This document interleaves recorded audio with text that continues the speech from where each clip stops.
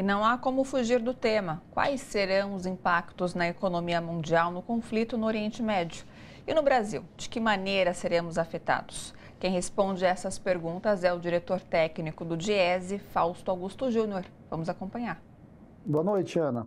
Bem, essa semana só dá para a gente falar dos impactos desse conflito. De alguma forma, a guerra ali que está surgindo em Israel é o assunto da semana e certamente tem a ver, inclusive, com a economia e com as discussões econômicas mundiais. Não há a menor dúvida que um cenário que já era complexo com a guerra da Ucrânia na Europa, de alguma forma, ele ganha um grau maior de incertezas a partir desse conflito que está ali, de certo modo, no núcleo de produção do petróleo. O petróleo é um preço bastante importante nas diversas cadeias globais e, de certo modo, vai influenciar muito do que vai acontecer ao longo desse ano. Agora, a incerteza é incerteza, porque, de fato, nós não sabemos como esse conflito vai evoluir. O cenário atual é muito diferente do cenário da década de 70 do século passado. A gente tem hoje, inclusive, a dependência do petróleo é bastante diferente, né? Ao contrário da década de 70, que a gente tinha um consumo crescente da demanda por petróleo, hoje nós temos um consumo relativamente estável e com uma tendência de queda.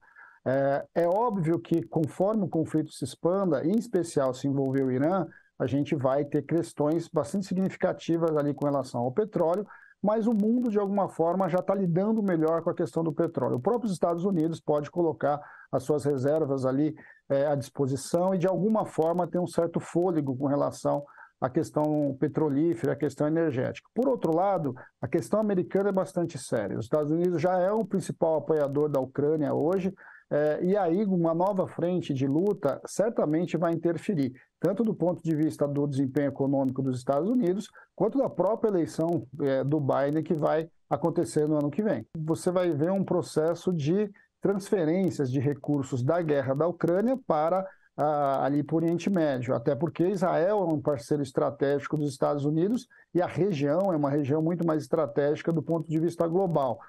E aí talvez isso até ajude a explicar alguns atenuantes da questão do petróleo.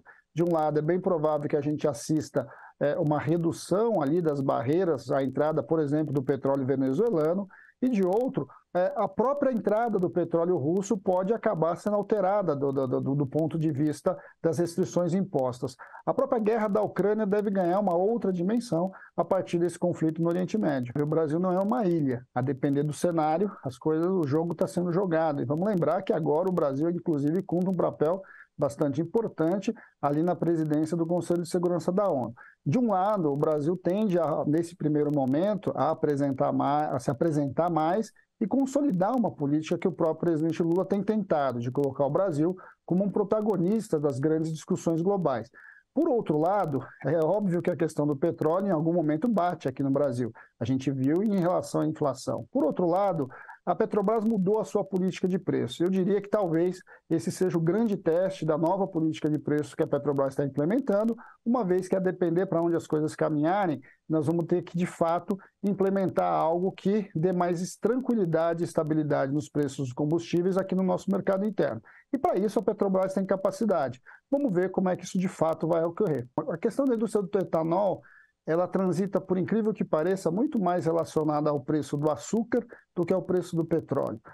O etanol, ele não é uma commodity, então ele é utilizado aqui, em especial ali pelos produtores, pela Única, como um mercado secundário. Se o preço do açúcar ele desaba no mercado internacional, o que a gente assiste é um derrame de etanol aqui no Brasil, porque as usinas viram a chave e passam, em vez de produzir açúcar, produzir etanol.